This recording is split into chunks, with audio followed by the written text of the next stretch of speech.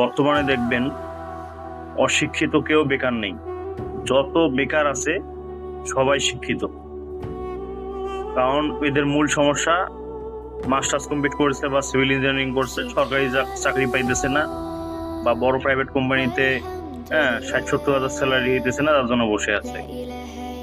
আমাদের বেকারত্ব কমাতে সর্বোচ্চ চেষ্টা করা উচিত, ছোট বেতন থেকে শুরু করা। তারপর যখন ভালো বেতনে অফার পাইলাম বড় কোম্পানি বা সরকারি চাকরি দিই, তখন আমরা ওখানে চলে গেলাম। কিন্তু যতক্ষণ পর্যন্ত আমাদের বড় চাকরি হবে না বা বড় স্যালারি অ্যামাউন্টের আমরা চাকরি পাইলাম না, ততদিন আমরা চাকরি করবো না, এটা হয় না। এটাতে আমাদের বেকারত্ব আরো বাড়বে। আপনার দেখা দেখি অন্যজন সেম সিচুয়েশনে পড়বে, যে ও তো করে না, আমিও করবো না, এরকম করবে না। আপনার দেখা দেখি অন্যজন যাতে বলে যে ও 6,000 টাকা প্রথমে চাকরি করছিল, এখন মাসে 50,000 টাকা ইনকাম করে।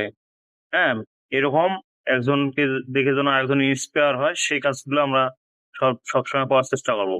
বেকারত্ব আমাদের কমাতে হবে। বেকারত্ব না কমালে আমাদের যুব সমাজ ধ্বংস হয়ে যাবে।